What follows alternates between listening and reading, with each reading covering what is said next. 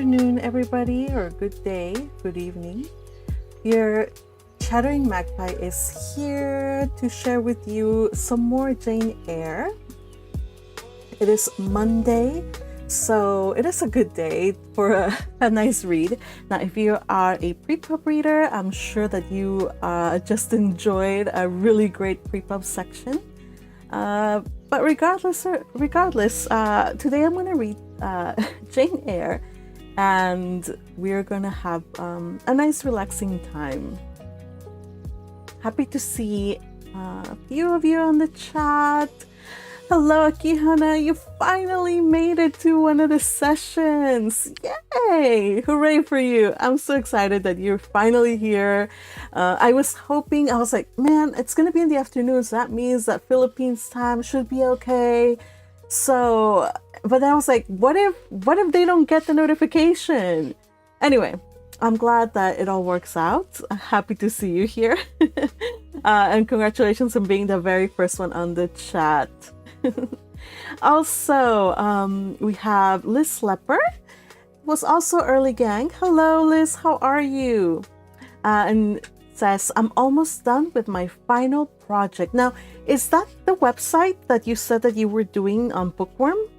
Because I know you mentioned that a while ago, and you said that it was done, and you kind of posted like a snippet of it over on Discord.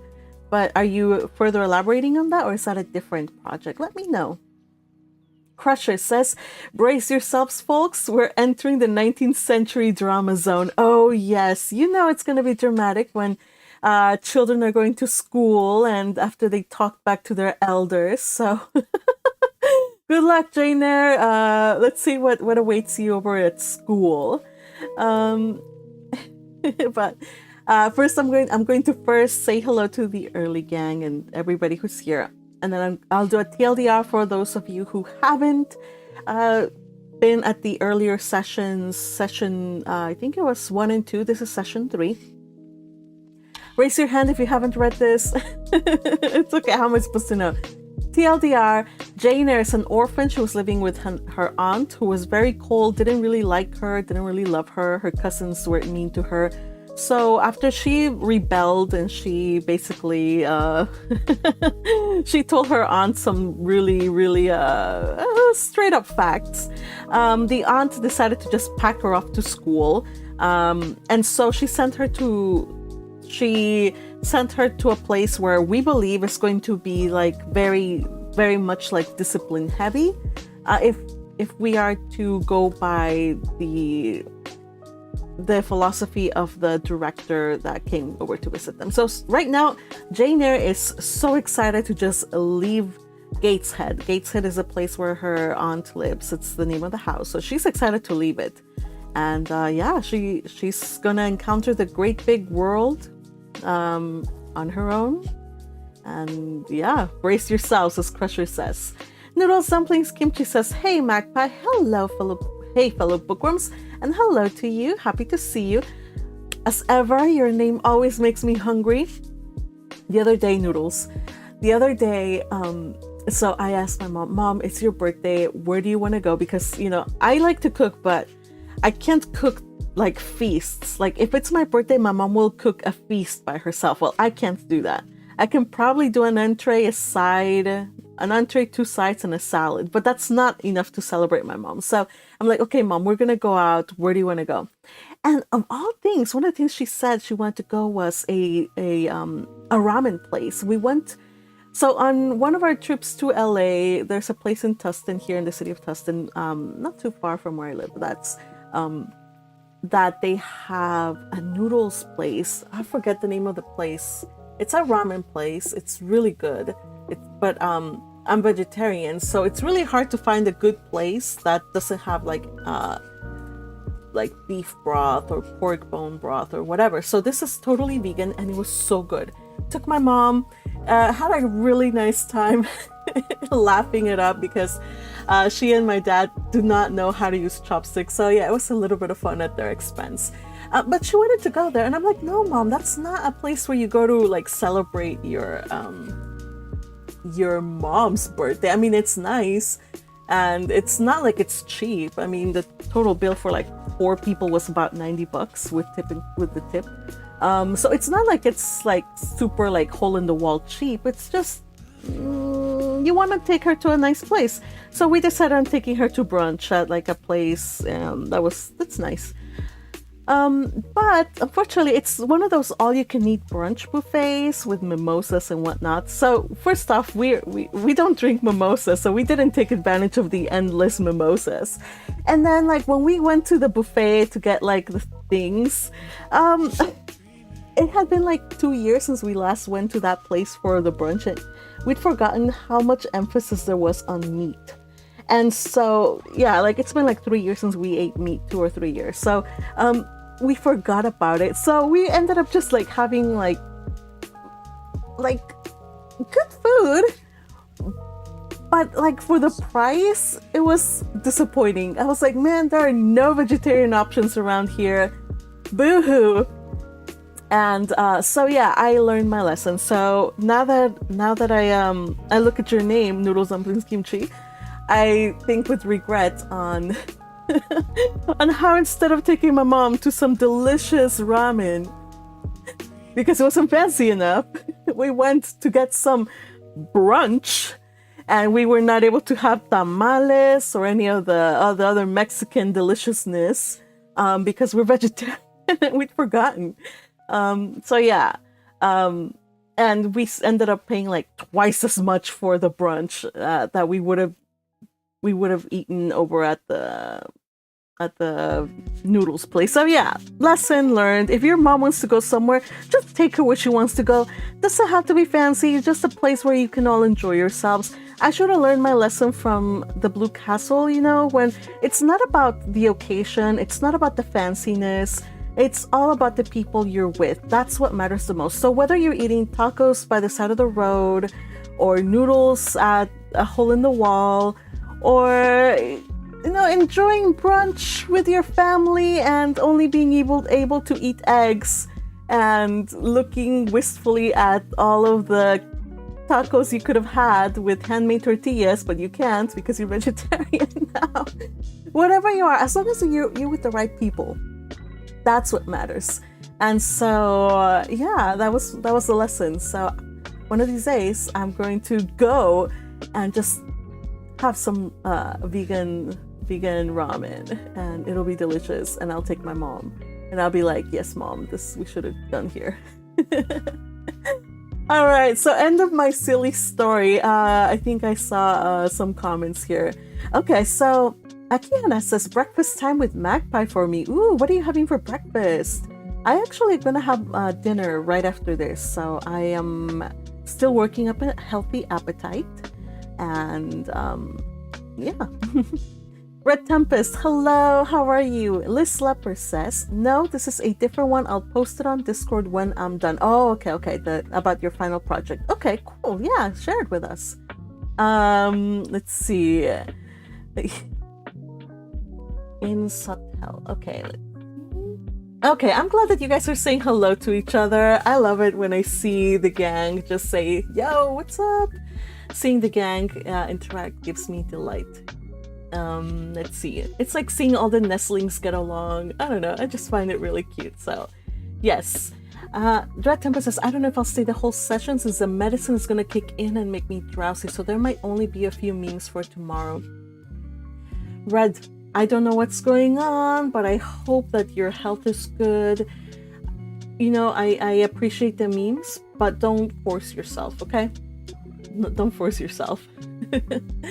And but I do appreciate any and all memes you can make for us, and no worries, you can always catch the replay later on. Let's see, and I hope you have a nice sleep in case I don't get to say it before you snooze off. Okay, Noodles Dumplings Kimchi asks, no vegetarian Mexican place? No vegetarian Mexican place, because apparently we are very much into meat. I just didn't realize how much meat us Mexicans eat until I turned vegetarian. And like, what was it? Like a month ago, my parents, I think it was over Christmas. They went twice. Okay, so over Christmas, my parents went and they were like, they stayed for like 2 months or so. And And my mom was going nuts because they couldn't eat anything. There was only quesadillas because they were out and about in the streets and stuff. So like it was like the food is amazing, but if you don't eat meat, you're gonna have a hard time.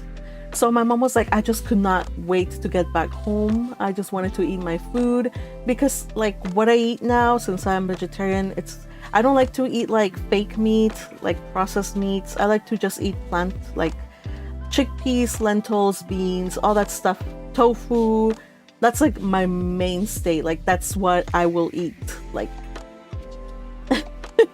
so since and we usually like base most of our food on like Mediterranean, so we have lots of hummus, lots of spreads, salads, and you know, try to mix it up with a lot of vegetables and colors, and try to be healthy and different kinds of grains. But it's just not, you can't eat like that when you're out and about traveling and vacationing in other countries, or at least in Mexico, unless you look for specific places. So I'm not saying that Mexico is not vegetarian friendly. It's just like regular places where people eat like fast food, or like food on the street that's not expensive, that's not at a trendy hipster place. It's gonna be like traditional Mexican, which has a lot of you know, broths and meat. So all right. So Crusher says, I'm planning on going to Japan in the next 3 years to get authentic ramen experience. Also want to try A5 Wagyu. Ooh.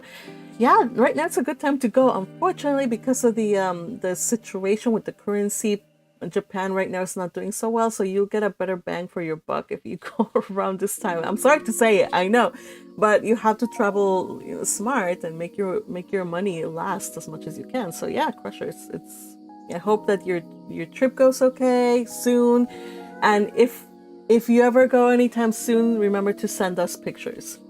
Red Tempest says, very few complete vegetarian Mexican places, but there are some. Yes, there are some, and those that are like around, I know a few. They're really, really good. So it's not difficult. It's to get like a lot of flavorful Mexican place. You just have to know where it is. Because a lot of places you ask them for like a vegetarian burrito. I go to one of my favorite Mexican places. I go look for like a vegetarian burrito, and they will give me like salad with, if I'm lucky, avocado and some rice because the beans have lard in them. So I'm like, and you know, some cheese. It could be better. But when you're hungry, anything goes, you know, anything goes when you're hungry. Let's see. Okay, so Aikihana says, just finished hard-boiled egg. Oh my goodness. Just finished hard-boiled egg. Oh yeah, that's a really good source of protein. And you're gonna toast some bread. Ooh, what kind of jam are you gonna put in it? All right, Red Tempest says, this is gonna be a bedtime story at this pace. Okay, at this rate, it'll be a bedtime story. Yes, I should probably get started. Oh my goodness, almost 15 minutes of me blabbing away. Well, it is in the name, Chattering Magpie. I do chatter on occasion, and so here it is. This is this is me chattering about random nonsense. I think I feel a little bit chattier than usual today, just because I've been really focusing on work, and usually I go out to like interact with human beings and take a walk and stuff, but I haven't yet. I've been busy since getting up. So after this, I will go and do human things and reclaim my humanness, take some sun, take a walk, have a meal. But yeah, okay, so you guys, let us continue reading Jane Eyre. I'm so glad that you guys are all here, and remember that this is a chapter where she goes to her new school. So let's see how it is.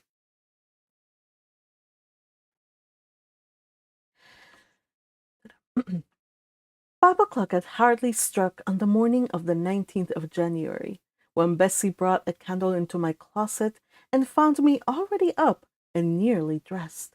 I had risen half an hour before her entrance and had washed my face and put on my clothes by the light of a half-moon just setting, whose rays streamed through the narrow window near my crib. I was to leave Gateshead that day by a coach, which passed the lodge gates at 6 a.m. Bessie was the only person yet risen. She had lit a fire in the nursery, where she now proceeded to make my breakfast. Few children can eat when excited with the thoughts of a journey. Nor could I.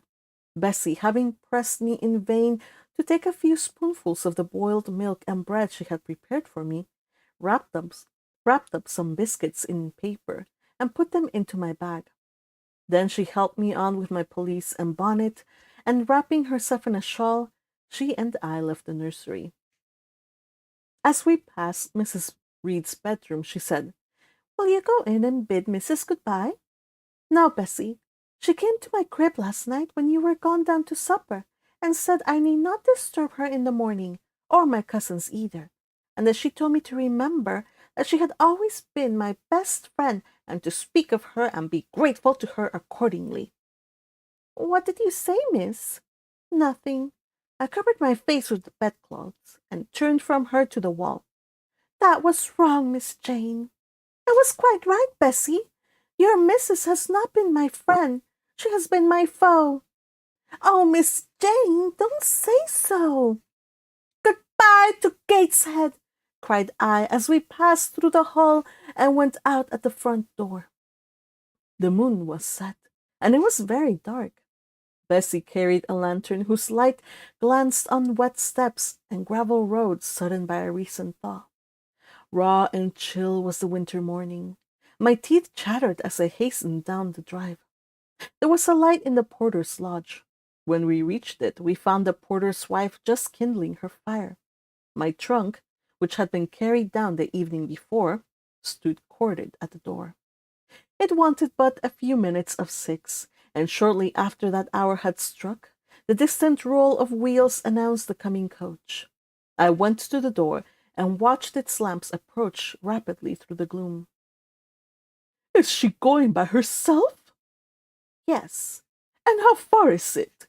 50 miles. "What a long way! I wonder Mrs. Reed is not afraid to trust her so far alone." The coach drew up. There it was at the gates with its 4 horses and its top laden with passengers. The guard and coachman loudly urged haste. My trunk was hoisted up. I was taken from Bessie's neck, to which I clung with kisses. "Be sure and take good care of her," she cried to the guard as he lifted me into the inside. "Aye, aye," was the answer. The door was slapped to. A voice exclaimed, "All right," and on we drove. Thus I was severed from Gessie and Gateshead, thus whirled away to unknown, and, as I then deemed, remote and mysterious, thus whirled away to unknown, and, as I then deemed, remote and mysterious regions. I remember little of the journey. I only know that the day seemed to me of a preternatural length, and that we appeared to travel over hundreds of miles of road. We passed through several towns, and in one, a very large one, the coach stopped. The horses were taken out, and the passengers alighted to dine. I was carried into an inn where the guard wanted me to have some dinner, but, as I had no appetite, he left me in an immense room with a fireplace at each end, a chandelier pendant from the ceiling, and a little red gallery high up against the wall filled with musical instruments. Here I walked about for a long time, feeling very strange and mortally apprehensive of someone coming in and kidnapping me, for I believed in kidnappers, their exploits having frequently figured in Bessie's fireside chronicles. And at last the guard returned. Once more I was stowed away in the coach. My protector mounted his own seat, sounded his hollow horn, and away we rattled over the stony street of L. This must be London. I'm imagining it's London. The afternoon came on, wet and somewhat misty, as it waned into dusk. I began to feel that we were getting very far indeed from Gateshead. We ceased to pass through towns. The country changed. Great grey hills heaved up around the horizon. As twilight deepened, we descended a valley dark with wood, and long after night had overclouded the prospect, I heard a wild wind rushing amongst trees. Lulled by the sound, I at last dropped asleep. I had not long slumbered when the sudden cessation of motion awoke me. The coach door was opened, and a person like a servant was standing at it. I saw her face and dress by the light of the lamps. "Is there a little girl called Jane Eyre here?" she asked. I answered, "Yes," and I was then lifted out. My trunk was handed down, and the coach instantly drove away. I was stiff with long sitting, and bewildered with the noise and motion of the coach. Gathering my faculties, I looked about me. Rain, wind, and darkness filled the air. Nevertheless, I dimly discerned a wall before me, and a door open in it. Through this door I passed with my new guide. She shut and locked it behind her. There was now a visible house, or houses, for the building spread far, with many windows and lights burning in some. We went up a broad pebbly path, splashing wet, and were admitted at the door. Then the servant led me through a passage into a room with a fire, where she left me alone. I stood and warmed my numbed fingers over the blaze. Then I looked around. There was no candle, but the uncertain light from the hearth showed, by intervals, papered walls, carpet, curtains, shining mahogany furniture. It was a parlor, not so spacious or splendid as the drawing-room at Gateshead, but comfortable enough. I was puzzling to make out the subject of a picture on the wall, when the door opened, and an individual carrying a light entered. Another followed close behind. The first was a tall lady with dark hair, dark eyes, and a pale, large forehead. Her figure was partly enveloped in a shawl. Her countenance was grave, her bearing erect. "The child is very young to be sent alone," said she, putting her candle down on the table. She considered me attentively for a minute or two, then further added, "She had better be put to bed soon. She looks tired. Are you tired?" she asked, placing her hand on my shoulder. "A little, ma'am. And hungry, too, no doubt. Let her have some supper before she goes to bed, Miss Miller.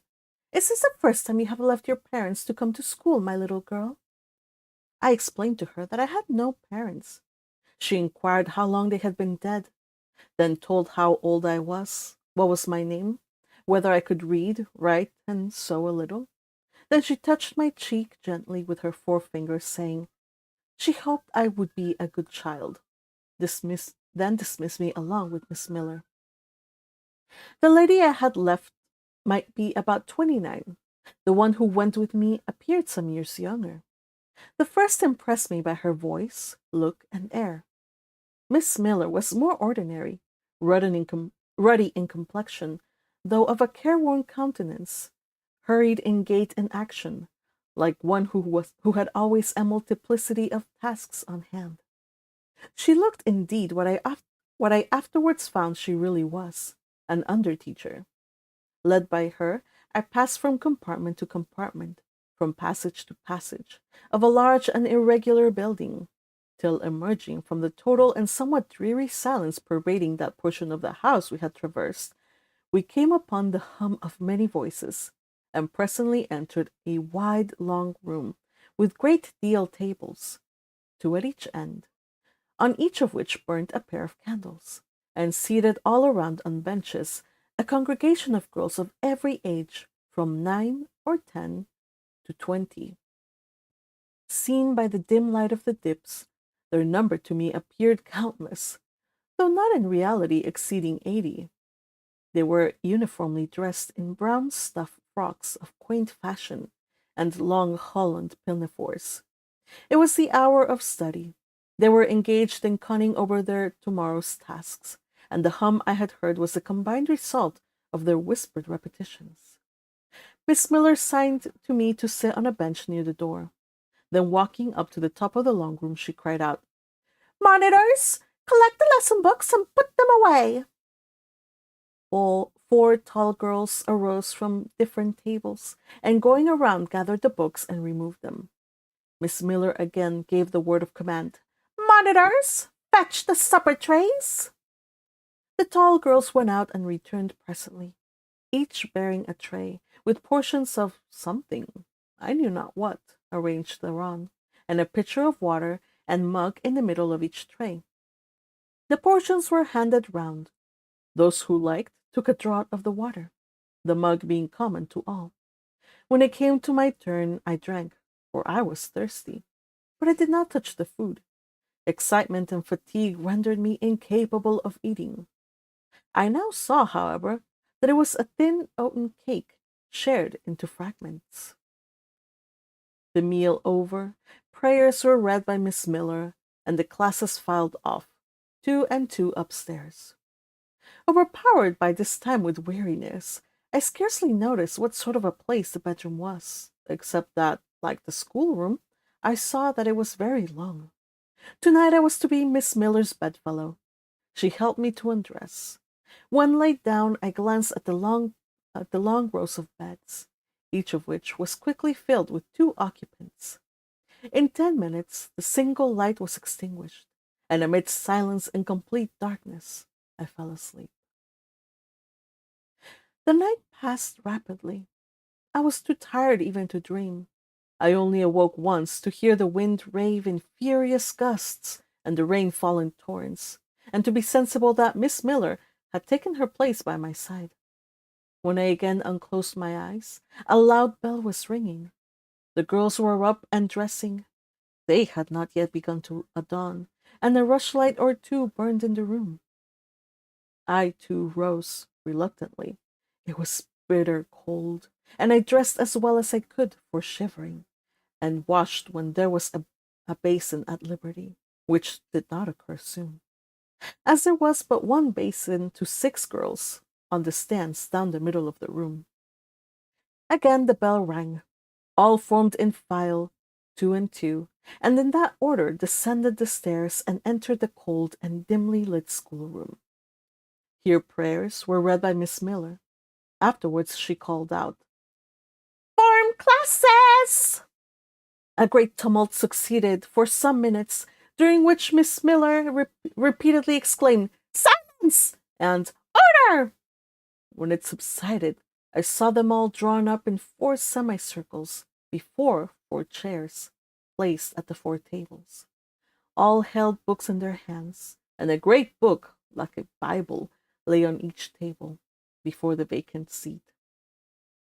A pause of some seconds succeeded, filled up by the low, vague hum of numbers. Miss Miller walked from class to class, hushing this indefinite sound. A distant bell tinkled. Immediately 3 ladies entered the room.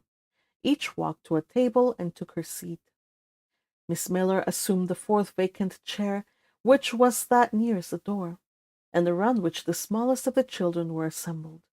To this inferior class I was called, and placed at the bottom of it. Business now began. The day's collect was repeated, then certain texts of Scripture were said, and to these succeeded a protracted reading of chapters in the Bible, which lasted an hour.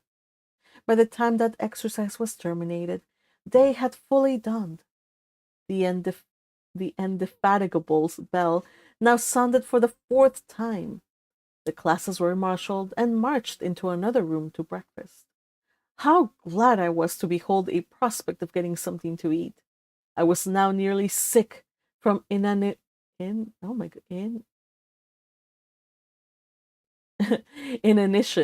having taken so little the day before.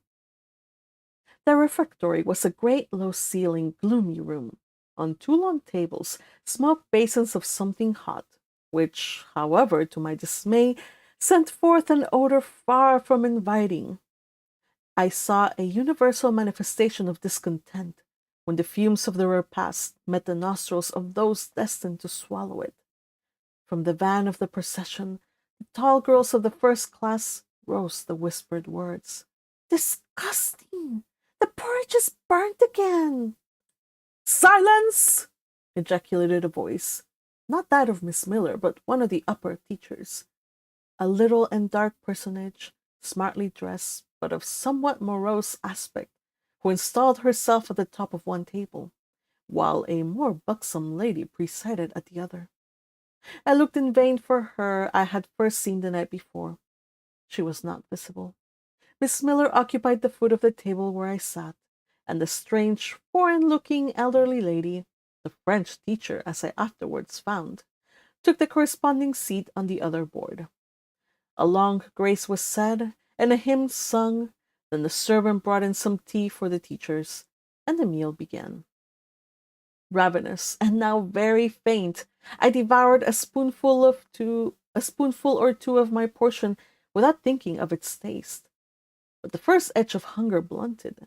I perceived I had gotten a nauseous mess. Burnt porridge is almost as bad as rotten potatoes. Famine itself soon sickens over it.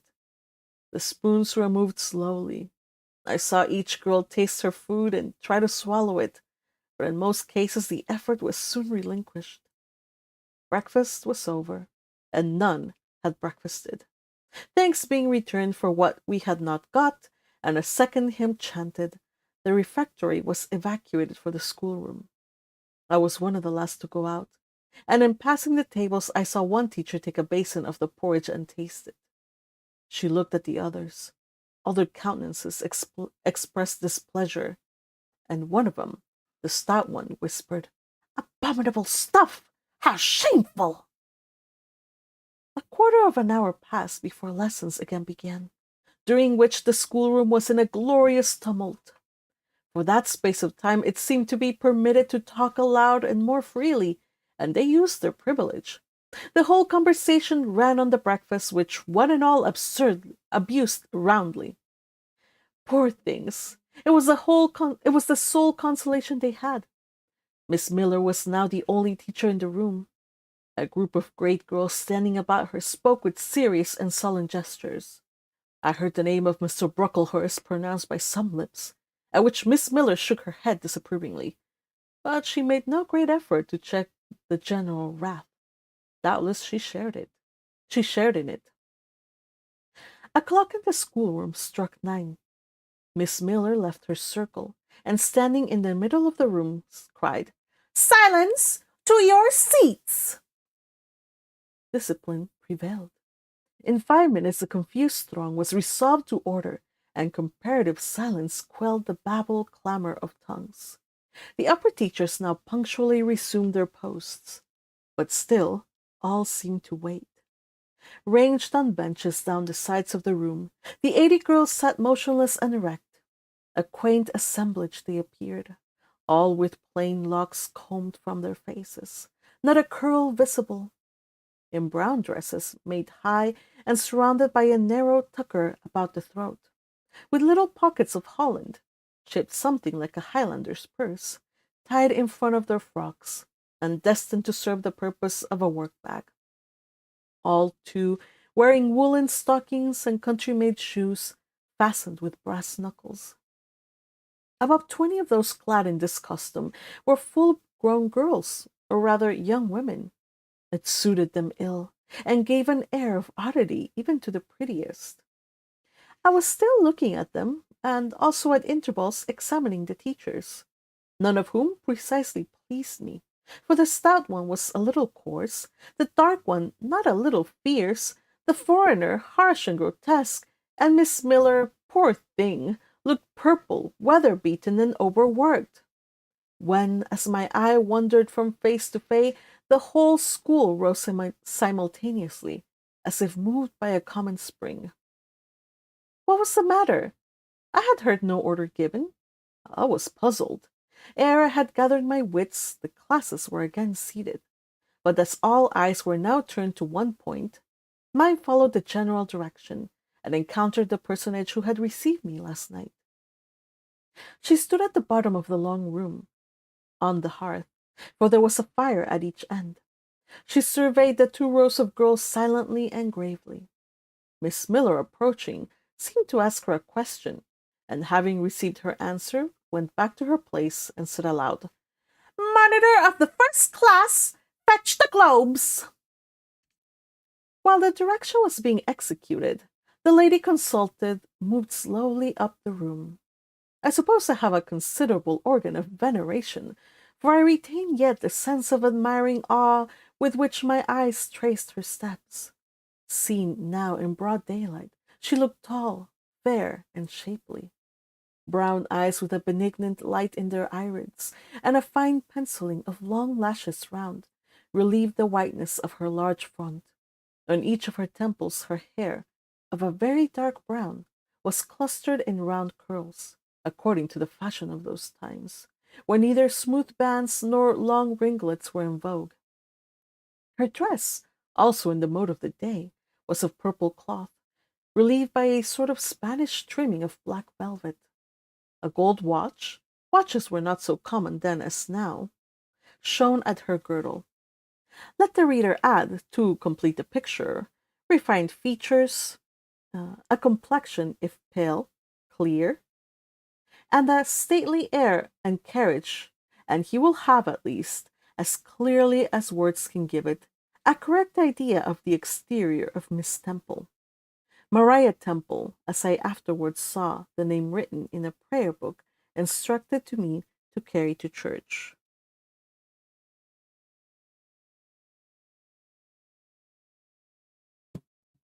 The superintendent of Lowood, for such was this lady, having taken her seat before a pair of globes placed on one of the tables, summoned the first classes round her, and commenced giving a lesson on geography.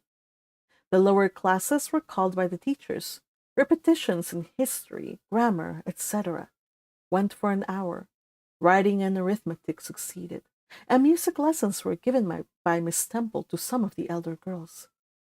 The duration of each lesson was measured by the clock, which at last struck 12. The superintendent rose. "I have a word to address to the pupils," said she. The tumult of cessation from lessons was already breaking forth, but it sank at her voice. She went on. "You had this morning a breakfast which you could not eat. You must be hungry. I have ordered that a lunch of bread and cheese shall be served to all." The teachers looked at her with a sort of surprise. "It is to be done on my responsibility," she added in an explanatory tone to them, and immediately afterwards left the room. The bread and cheese was presently brought in and distributed, to the high delight and refreshment of the whole school. The order was now given to the garden. Each put on a coarse straw bonnet with strings of colored calico, and a cloak of gray frieze. I was similarly equipped, and following the stream, I made my way into the open air. The garden was a wide enclosure, surrounded with walls so high as to exclude every glimpse of prospect. A covered veranda ran down on one side, and broad walks bordered a middle space divided into scores of little beds. These beds were assigned as gardens for the pupils to cultivate, and each bed had an owner. When full of flowers, they would doubtless look pretty. But now, at the latter end of January, all was wintry blight and brown decay. I shuddered as I stood and looked around me. It was an inclement day for outdoor exercise, not positively rainy, but darkened by a drizzling yellow fog. All underfoot was still soaking wet with the floods of yesterday. The stronger among the girls ran about and engaged in active games, but sundry pale and thin ones herded together for shelter and warmth in the veranda. And amongst these, as the dense mist penetrated to their shivering frames, I heard frequently the sound of a hollow cough.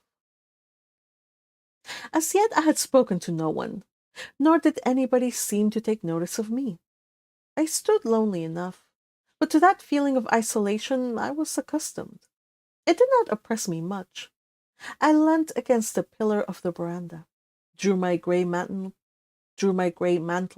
close about me, and trying to forget the cold which nipped me without, and the unsatisfied hunger which gnawed me within, delivered myself up to the employment of watching and thinking. My reflections were too undefined and fragmentary to merit record. I hardly yet knew where I was. Gateshead and my past life seemed floated away to an immeasurable distance. The present was vague and strange, and of the future I could form no conjecture. I looked round the convent-like garden, and then up at the house, a large building, half of which seemed grey and old, the other half quite new. The new part, containing the schoolroom and dormitory, was lit by mullioned and latticed windows, which gave it a church-like aspect. A stone tablet over the door bore this inscription: Lowood Institution. This portion was rebuilt A.D. by Naomi Brocklehurst of Brocklehurst Hall in this county. Let your light so shine before men that they may see your good works and glorify your Father which is in heaven. St. Matthew 5:16. I read these words over and over again. I felt that an explanation belonged to them and was unable to fully penetrate their import. I was still pondering the signification of institution and endeavoring to make out a connection between the first words and the verse of Scripture, when the sound of a cough close behind me made me turn my head. I saw a girl sitting on a stone bench near. She was bent over a book, on the perusal of which she seemed intent. From where I stood, I could see the title. It was Rasselas, a name that struck me as strange and consequently attractive. In turning a leaf, she happened to look up, and I said to her directly, "Is your book interesting?" I had already formed the intention of asking her to lend it to me some day. "I like it," she answered, after a pause of a second or two, during which she examined me. "What's it about?" I continued. I hardly know where I found the hardihood thus to open a conversation with a stranger. The step was contrary to my nature and habits, but I think her occupation touched the chord of sympathy somewhere, for I, too, liked reading, though of a frivolous and childish kind. I could not digest or comprehend the serious or substantial. "You may look at it," replied the girl, offering me the book. I did so. A brief examination convinced me that the contents were less taking than the title. Rasselas looked dull to my trifling taste. I saw nothing about fairies, nothing about genii. No bright variety seemed spread over the closely printed pages. I returned it to her. She received it quietly, and without saying anything, she was about to relapse into her former studious mood. Again I ventured to disturb her. "Can you tell me what the writing on that stone over the door means? What is Lowood Institution?" "The house where you are come to live." "And why do they call it an institution? Is it in any way different from other schools?" "It is partly a charity school. You and I, and all the rest of us, are charity children. I suppose you are an orphan. Are you not either are not either your father or your mother dead?" "Both died before I can remember." "Well, all the girls here have lost either one or both their parents, and this is called an institution for educating orphans." "Do we pay no money? Do they keep us for nothing?" "We pay, or our friends pay, £15 a year for each." "Then why do they call us charity children?" "Because £15 is not enough for board and teaching, and the deficiency supplied by subscription." "Who subscribes?" "Different benevolent-minded ladies and gentlemen in this neighborhood and in London." "Who was Naomi Brocklehurst?" "The lady who built a new part of this house, as the tablet records, and whose son overlooks and directs everything here." "Why?" "Because he is treasurer and manager of the establishment." "Then this house does not belong to that tall lady who wears a watch and who says we are to have some bread and cheese?" "To Miss Temple? Oh, no! I wish it did. She has to answer to Mr. Brocklehurst for all she does. Mr. Brocklehurst buys all our food and all our clothes." "Does he live here?" "No, 2 miles off, at a large hall." "Is he a good man?" "He's a clergyman, and is said to do a great deal of good." "Did you say that the tall lady was called Miss Temple?" "Yes." "And what are the other teachers called?" "The one with the red cheeks is called Miss Smith. She attends to the work, and cuts out, for we make our own clothes, our frocks and pelisses, and everything. The little one with the black hair is Miss Scatcherd. She teaches history and grammar, and hears the second-class repetitions. And the one who wears a shawl and has a pocket handkerchief tied to her side with a yellow ribbon, is Madame Pierrot. She comes from Lille in France and teaches French. Do you like your teachers? Well enough. You like the little black one and the Madame, I cannot pronounce her name as you do. Miss Scatcherd is hasty. You must take care not to offend her. Madame Pierrot is not a bad sort of person. But Miss Temple is the best, isn't she? Miss Temple is very good and very clever. She's above the rest because she knows far more than they do. Have you been long here? 2 years. Are you an orphan? My mother is dead. Are you happy here? You ask rather too many questions. I have given you answers enough for the present. Now I want to read.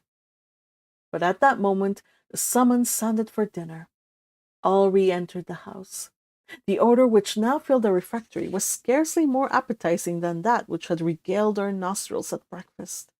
The dinner was served in 2 huge tin-plated vessels, whence rose a strong steam redolent of rancid fat. I found the mess to consist of indifferent potatoes and strange shreds of rusty meat, mixed and cooked together. Of this preparation, a tolerably abundant plateful was apportioned to each pupil. I ate what I could, and wondered within myself whether every day's fare would be like this. After dinner, we immediately adjourned to the schoolroom. Lessons recommenced, and were continued till 5 o'clock.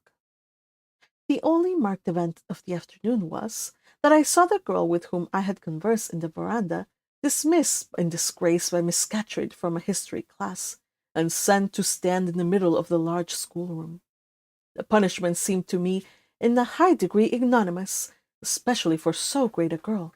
She looked 13 or upwards. I expected she would show signs of great distress and shame, but to my surprise she neither wept nor blushed. Composed, though grave, she stood, the central mark of all eyes. How can she bear it so quietly, so firmly? I asked of myself. Were I in her place, it seems to me I should wish the earth to open and swallow me up. She looks as if she were thinking of something beyond her punishment, beyond her situation, of something not round her nor before her. I have heard of daydreams. Is she in a daydream now? Her eyes are fixed on the floor, but I'm sure they do not see it. Her sight seems turned in, gone down into her heart. She is looking at what she can remember, I believe, not at what is really present. I wonder what sort of girl she is, whether good or naughty. Soon after 5 p.m., we had another meal, consisting of a small mug of coffee and half a slice of brown bread. I devoured my bread and drank my coffee with relish, but I should have been glad of as much more. I was still hungry.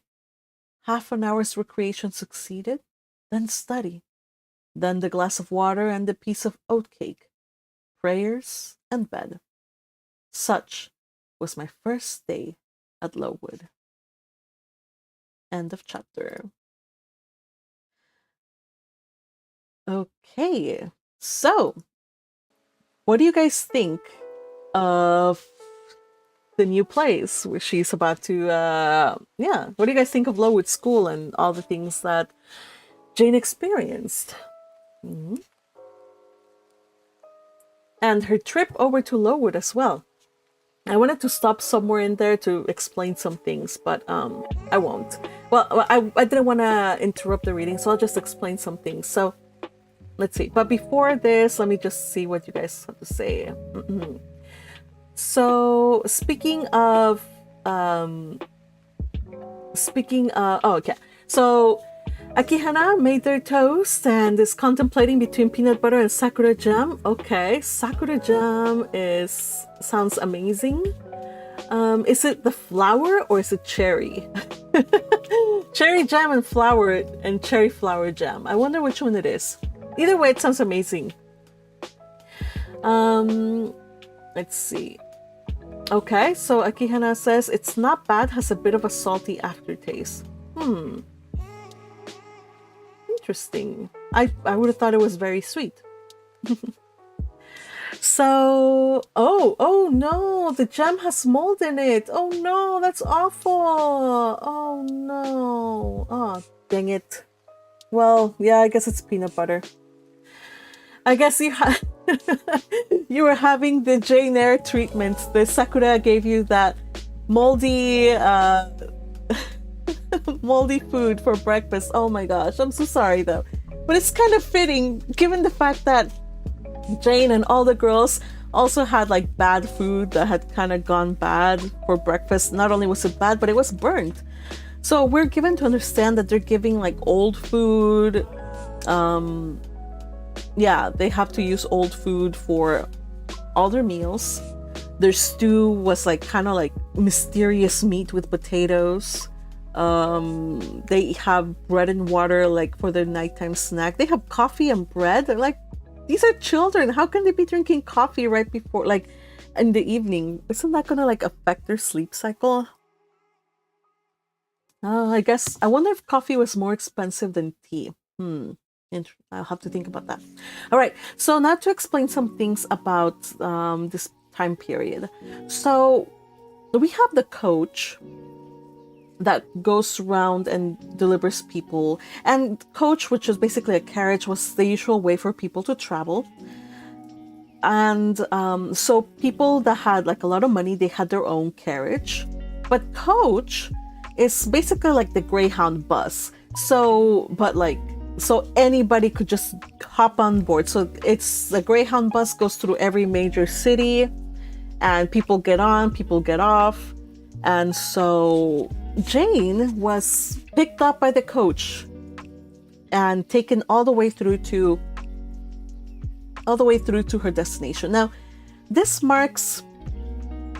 is kind of like kind of bad. Like the porter's wife pointed it out, like, yo, like, are they gonna let her go by herself? Because anybody could have taken on that coach. And like they give her to the care of the guy who's driving the coach, because it could have been so easy for her to have been kidnapped by anybody and used for like anything. Like she's still a little girl, but she could have been kidnapped to be used like a little servant or a little, I don't know, or like even worse, like she could have been sold off into the city to like become like to some kind of brothel. Anything could have happened. It was terrible times back then as now. But also, in addition to this, people who had money and they have a coach, they would at the very least, take a person halfway through to like the main big city where they could catch a post.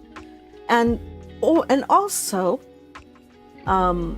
so Jane's aunt should have done one or two things, or actually two things. Taken her at least part of the way to like a big station where she could catch the coach, part of the way. And two, she should have let Bessie or a servant go with her all the way through to the trip, all the way through. In this day and age, young ladies, they didn't take the coach, but if they did, like at least young ladies that came from like these houses, or like relatives of people who came from these like wealthy houses, they would at least be taken, like be given even like a low, like a schoolery maid, or like some kind of undermaid to go with her, because it was just so dangerous. So the fact that Aunt Reed just sent her off in the middle of the night in a coach when she could have taken her part of the way in her own carriage, or that's just tells you the character of this woman. Terrible woman. Don't like her. So charity school. She's a charity pupil. This is the kind of school that she's been taken to, and the girl that Jane was talking to earlier lays it all out. Like, this is a charitable institution. Most of the people here are orphans. Their family only pays like a little bit, and then other people kind of give some money. And I imagine that because Brocklehurst went to Mrs. Reed's house, I imagine that she's like, take her, and in return I will give you the £15 per year, but I will also give like a little extra for the institution. So that's why he was kissing her butt all this time, because she would become like, maybe give couple donations towards the school on top of like the £15. 15 pounds is nothing, you guys. 15 pounds, let's see, that was the payment for like a maid or something like that. I believe it was like a payment for a maid. I forget if it was 15 or 30 pounds. I forget. So yeah, it wasn't a lot. Like 15 pounds is how much a maid earns in like a year, I believe. Not a lot, you guys. Anyway, so yeah, charity school, not very fun. Let's see. Yeah, Akihana brings up a point. Their mealtimes are the worst, yes, and one can still serve decent meals even when being cheap. Exactly. I think this just says like they're like almost like purposely giving these girls like really terrible treatment and using like using the excuse that, oh, it's good for their character to be hardy and to like develop strength of character and to help their morality. I don't know, just I don't know what they're doing, but I think that's also why they're giving them like these meager portions. Yeah. All right, so Crusher says there needs to be a certain blue-haired bookworm to come in and reform the place. Yes. Where is our blue-haired bookworm? And you know what? If she ever saw Jane and the other girl like talking about the book, she would protect them so much, because she would see like, you are fellow book lovers. You are my best friends. I shall make sure that you are well treated. And just for their sake alone, she would take care of the whole orphanage. I don't know. Where is mine? We need her. We need her. We need our precious kiddo. Now let me see if how long is the next chapter. Okay, so it's a little long. So maybe I will hold off for the next one, because, well, actually no, we've only half an hour in. Yeah, we'll do another one. Okay, we'll do another chapter. It's not so very long as the first one. And I think something should be okay, I think. Okay, yeah, we'll finish. We'll do another chapter. It's not so long, I believe. All right, if you have any.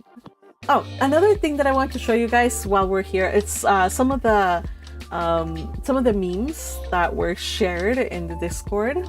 And so these are by Little Butterfly, who actually, funny thing, she's not a fan of Jane Eyre, but still needed to put some memes. So thank you, Little Purple Butterfly, for your contributions to the memes. Says Jane Eyre in the Red Room. We have the cone of shame. I remember this part. Such a hilarious part here. I love this little puppy from Up. He was so sweet. We also have, oh my goodness, you can never go wrong with an Emperor's New Groove meme. Honestly, you can't. We have Isma being Mrs. Reed. It is of no concern of mine whether or not your family has... What was it again? Food, says Jane Eyre's family. Ha! You really should have thought of that before you became peasant. Yeah, she's an awful... Yeah, she's awful. Now, yeah, poor Jane Eyre's parents. Yeah, they died. They're poor. And actually, this could also be Jane Eyre's grandfather. Remember, it was her grandfather from her mother's side that cast off Jane Eyre's mother, and you know, he like disowned his daughter. So it could be her. It could be him as well. Let's see. What else? So that's a good one. And then finally, this one. It says, I must keep, like when they ask, I guess if you haven't watched the movie, right now he is facing death, but we don't know. I guess spoiler alerts. And in order to avoid going to hell, you must keep in good health and not die. Yeah, it's a cute one. Thank you for the memes. So let's continue reading. Again, if you have any memes, keep them coming. All right. Noodle Something's kimchi appears to be bouncing. Says I'll catch the rest of the rewatch because I need to clean the kitchen after dinner. Speaking of dinner, I'm getting really hungry. So we'll just read this one. And even though I think it was because she was saying how hungry she was that I started to feel hungry. So I'm gonna read this chapter and then let's all just go and have a snack. And yeah, keep all these poor orphans in our thoughts. Okay, let's do this.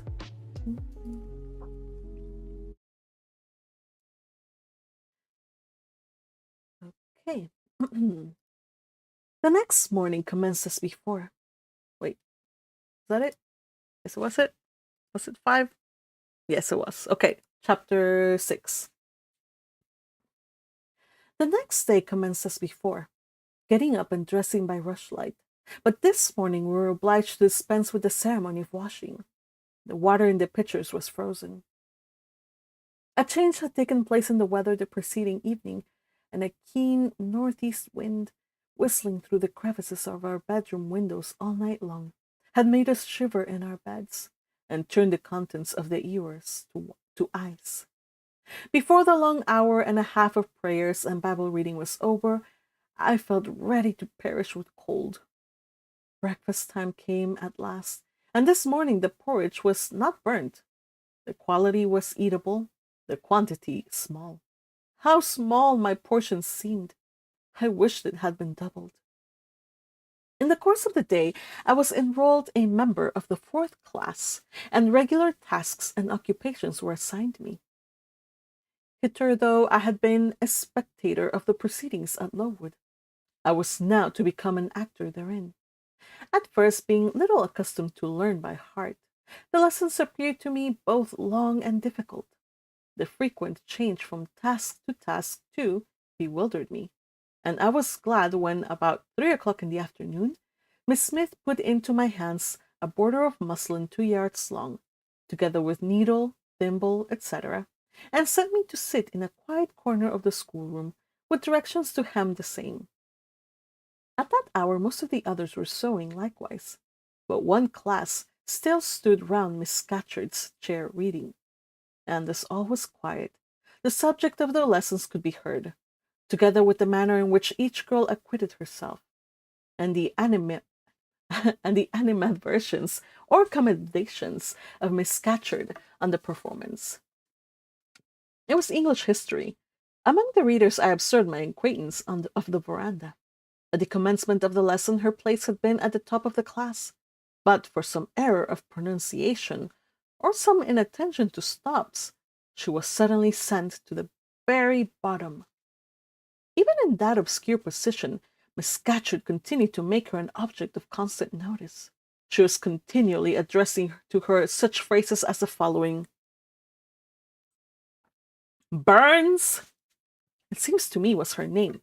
The girls were all called here by their surnames, as boys are elsewhere. Burns, you're standing on the side of your shoe. Turn your toes out immediately.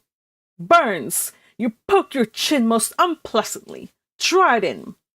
Burns, I insist on your holding your head up. I will not have you before me in that attitude, etc., etc. A chapter having been read through twice, the books were closed and the girls examined. The lesson had comprised part of the reign of Charles I, and there were sundry questions about tonnage and poundage and ship money, which most of them appeared unable to answer. Still, every little difficulty was solved instantly when it reached Burns. Her memory seemed to have retained the substance of the whole lesson, and she was ready with answers on every point. I kept expecting that Miss Scatcherd would praise her attention, but, instead of that, she suddenly cried out, You dirty, disagreeable girl!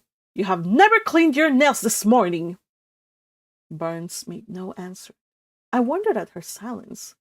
Why, thought I, does she not explain that she could neither clean her nails nor wash her face as the water was frozen?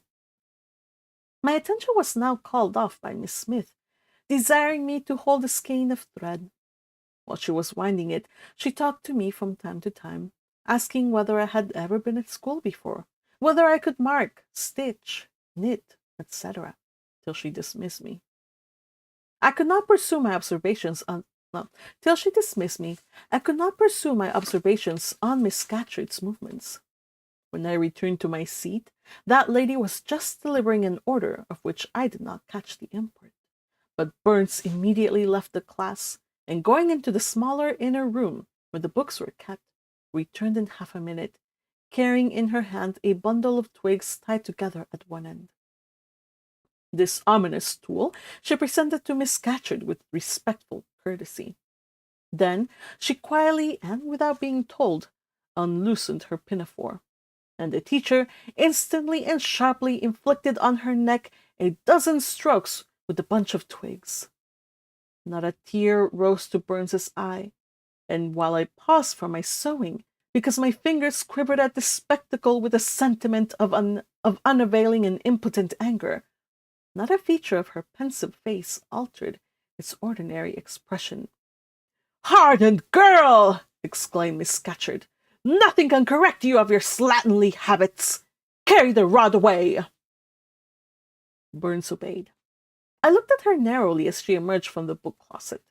She was just putting her handkerchief into her pocket, and the trace of a tear glistened on her thin cheek. The play hour in the evening I thought the pleasantest fraction of the day at Lowood. The bit of bread, the draught of coffee swallowed at 5 o'clock, had revived vitality, if it had not satisfied hunger. The long restraint of the day was slackened. The schoolroom felt warmer than in the morning, its fires being allowed to burn a little more brightly, to supply, in some measure, the place of candles not yet introduced. The ruddy gloaming, the licensed uproar, the confusion of many voices gave one a welcome sense of liberty. On the evening of the day on which I had seen Miss Scatcherd flog her pupil, Burns, I wandered as usual among the forms and tables and laughing groups without a companion, yet not feeling lonely. When I passed the windows, I now and then lifted a blind and looked out. It snowed fast. A drift was already forming against the lower panes. Putting my ear close to the window, I could distinguish from the gleeful tumult within the disconsolate moan of the wind outside. Probably, if I had lately left a good home and kind parents, this would have been the hour when I would most keenly have regretted the separation. That wind would have saddened my heart. This obscure chaos would have disturbed my peace. As it was, I derived from both a strange excitement, and reckless and feverish, I wished the wind to howl more wildly, the gloom to deepen to darkness, and the confusion to rise to clamor. Jumping over forms and creeping under tables, I made my way to one of the fireplaces. There, kneeling by the high wire fender, I found Burns, absorbed, silent, abstracted from all around her by the companionship of a book, which she read by the dim glare of the embers. "Is it still Rasselas?" I asked, coming behind her. "Yes," she said, "and I have just finished it." And in 5 minutes more she shut it up. I was glad of this. Now, thought I can perhaps get her to talk. I sat down by her on the floor. "What is your name besides Burns?" "Helen." Do you come a long way from here?" "I come from a place further north, quite on the borders of Scotland." "Will you ever go back?" "I hope so, but nobody can be sure of the future." "You must wish to leave Lowood." "No. Why should I? I was sent to Lowood to get an education, and it would be of no use going away till I have attained that object." "But that teacher, Miss Scatcherd, is so cruel to you." "Cruel? Not at all. She is severe. She dislikes my faults." "And if I were in your place, I should dislike her. I should resist her. If she struck me with a rod, I should get it from her hand. I should break it under her nose." "Probably you would do nothing of the sort. But if you did, Mr. Brocklehurst would expel you from the school. That would be a great grief to your relations. It is far better to endure patiently a smart which nobody feels but yourself, than to commit a hasty action whose evil consequences will extend to all connected with you. And besides, the Bible bids us return good for evil. But then it seems disgraceful to be flogged and to be sent to stand in the middle of a room full of people. And you're such a great girl. I am far younger than you, and I could not bear it. Yet it would be your duty to bear it, if you could not avoid it. It is weak and silly to say you cannot bear what is your fate to be required to bear. I heard her with wonder.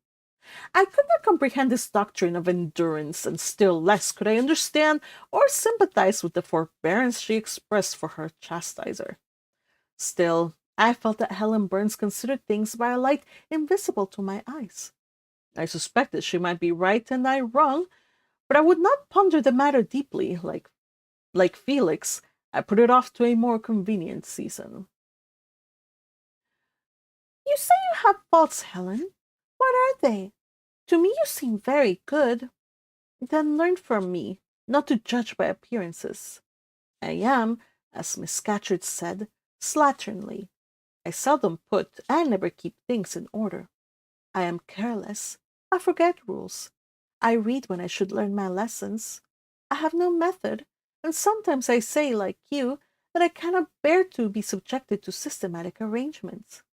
This is all very provoking to Miss Scatcherd, who is naturally neat, punctual, and particular. And cross and cruel, I added, but Helen Burns would not admit my addition. She kept silence.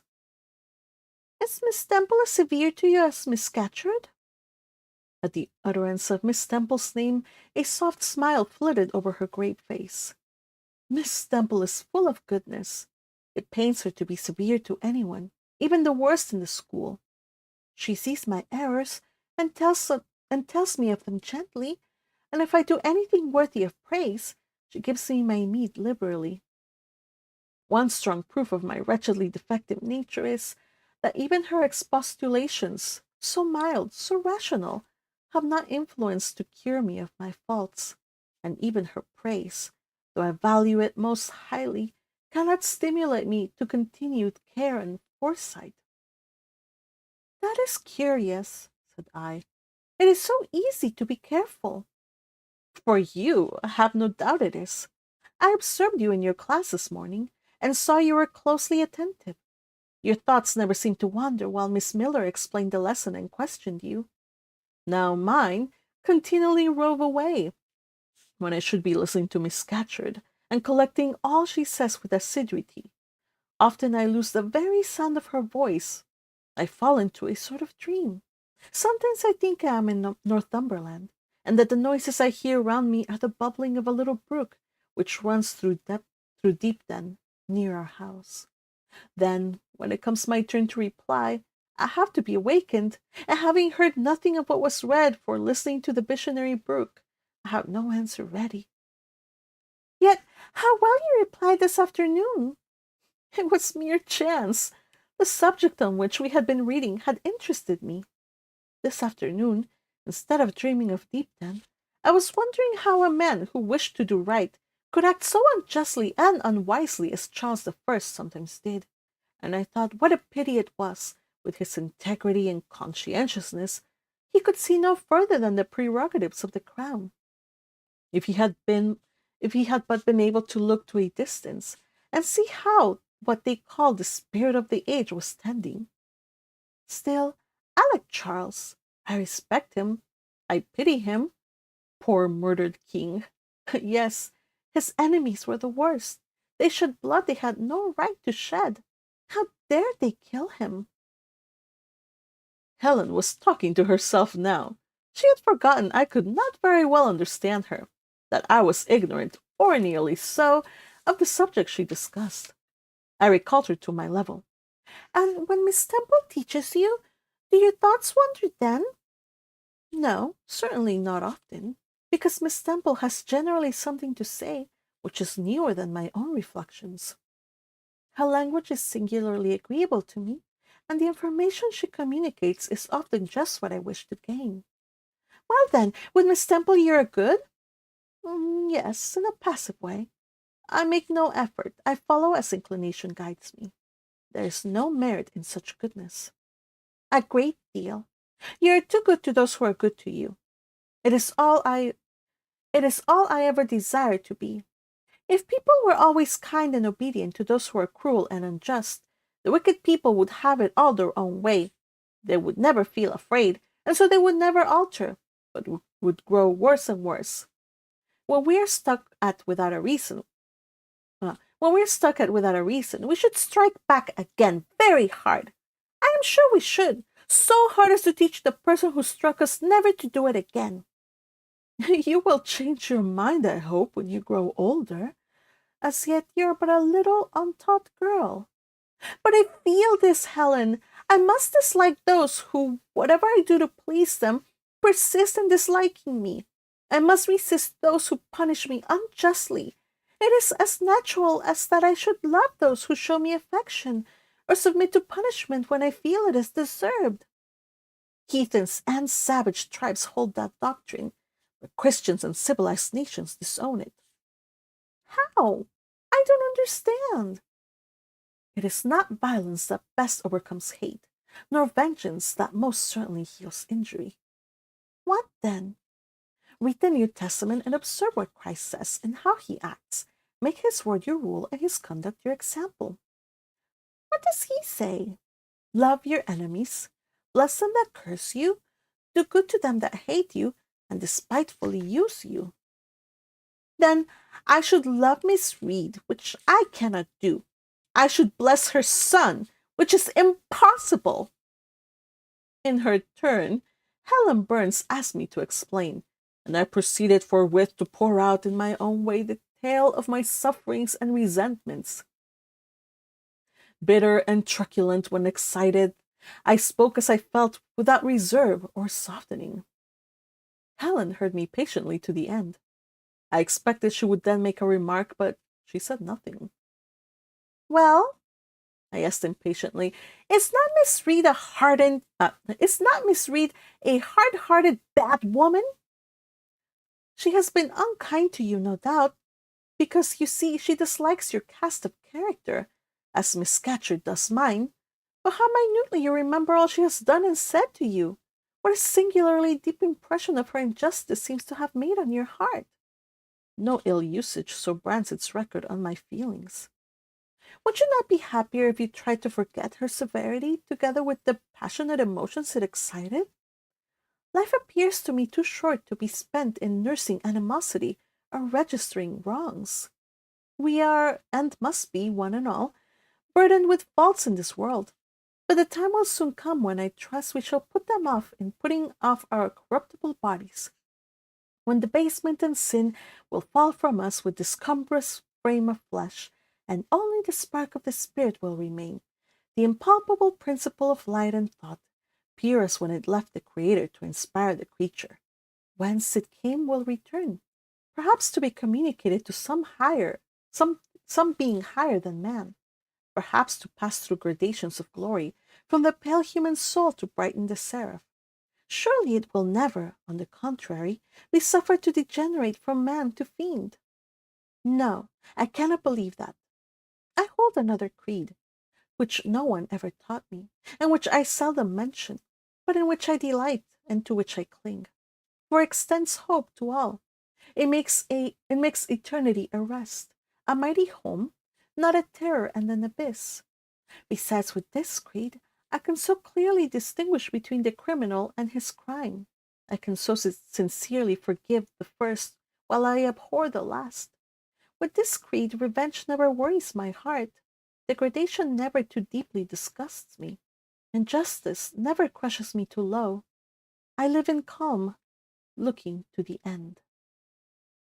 Helen's head, always drooping, sank a little lower as she finished this sentence. I saw by her look she wished no longer to talk to me, but rather to converse with her own thoughts. She was not allowed much time for meditation. A monitor, a great rough girl, presently came up, exclaiming in a strong Cumberland accent, Helen Burns, if you don't go and put your drawer in order and fold up your work this minute, I'll tell Miss Thatcher to come and look at it. Helen sighed as her reverie fled, and getting up, obeyed the monitor without reply, as without delay. End of chapter. All right. So this is the last chapter I'm going to read. Just want to debrief a little bit on what what was going on here.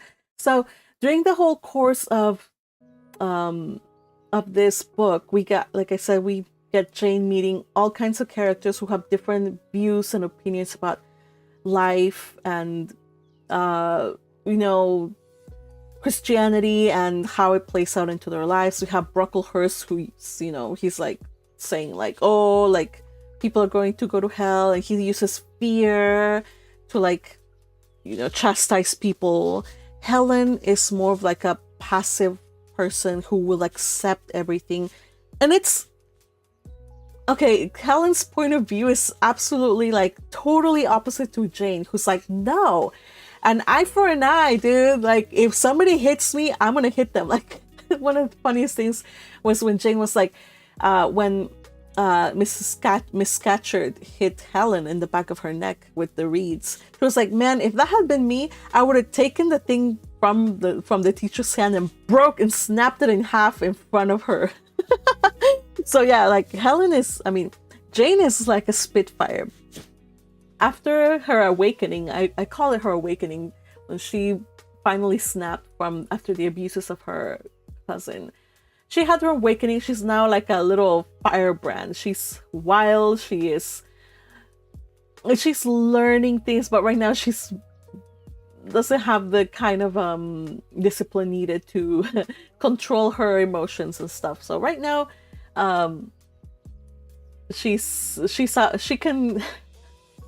Reminds me of how like noble children were in bookworm were told to control their emotions early on, because otherwise they could just go on a mana rampage. Well, in this case, again, she's a child. She has to learn how to control her emotions, how to live in discipline, or live under this system that she is forced to live in. She has to live in the school, and she has to play by the rules. Luckily, though, she hasn't had any kind of friction with anybody. She's just living there. She's not been scolded. She's trying her best to live according to the rules of the place.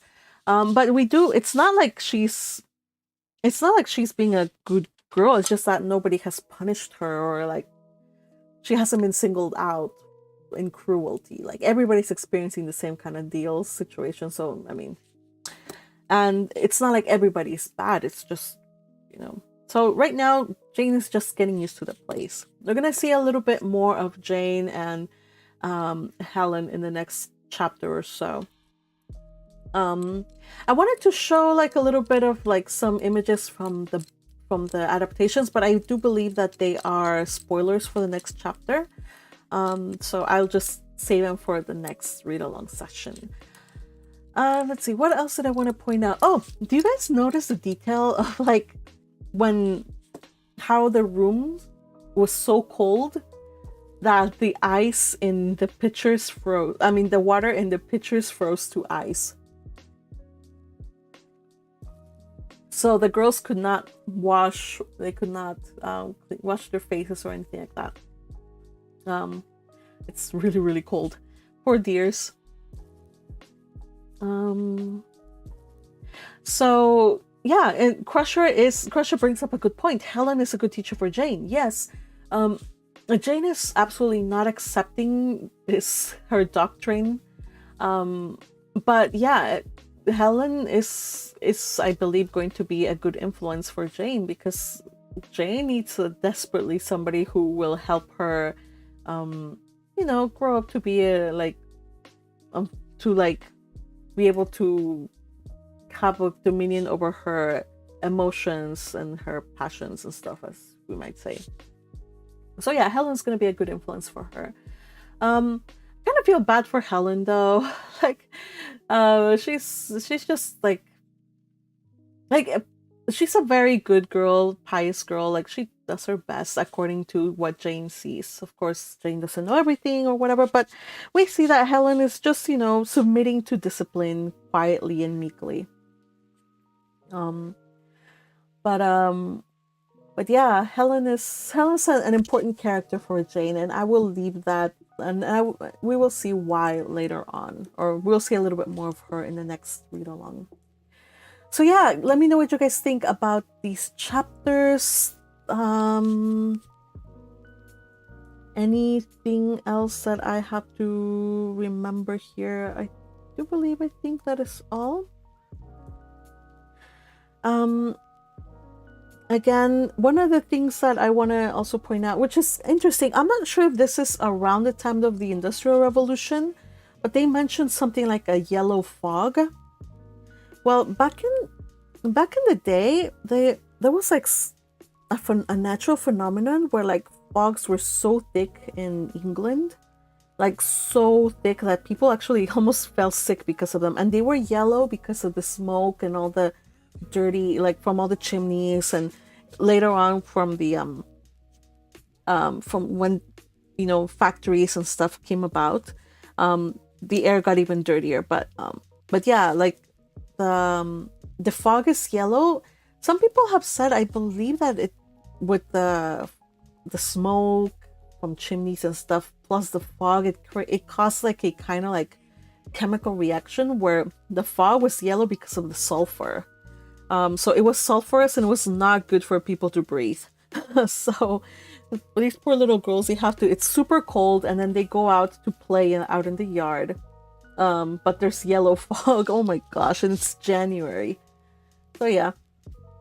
Where are you, mine? These orphans need need some help.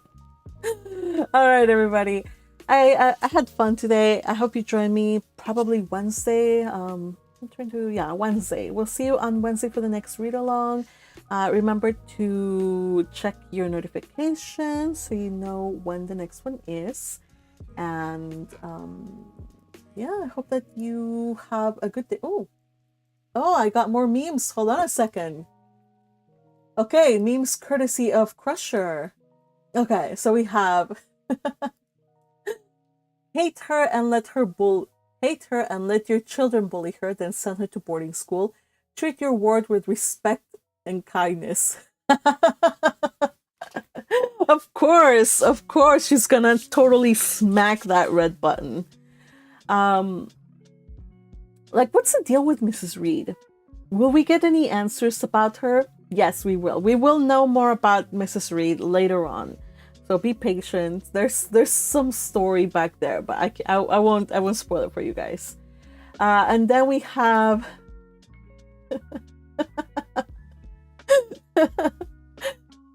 yeah. I love this doggo. He always makes me laugh.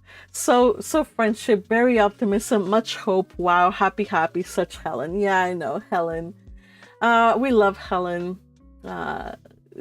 Jane needs a friend of her own age. Before, she only had Bessie, and Bessie was like the maid that a lot of times would scold her, and sometimes she would show a little bit of affection. So Jane, it's funny, Jane doesn't feel lonely at all. Like, she's like cool, like, I'm just chilling out, walking around here with my thoughts, looking out at the storm. Cool storm!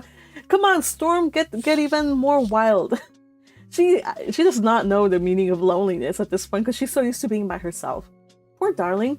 But, you know, hooray for friends, new friends. I hope that Helen and Jane will be lifelong friends forever. Alright, everybody, we'll see more of Jane and Helen on the next read along. Until then, you guys, take care and thank you for joining me. Oh yeah, there we go. Yeah, posted some memes. And yes, and Crusher says, yes, the Victorian era was the start of the industrial expansion. Yep, thank you for confirming. I know a little bit of history. I try, but sometimes some details escape me. I have a timeline somewhere, which I should probably pull out, but not in this read along. We'll do it in the next one. All right, everybody, thank you so much for joining me. I'll see you on Wednesday for another read along. Until then, stay safe, and don't burn your porridge, please. Please. Please. And if you don't have a porridge, then eat all of your food, because there are orphans in Jane Eyre's world that would love to eat your food, so don't waste the food. Okay, that was silly, but yeah. Take care, everybody. Bye.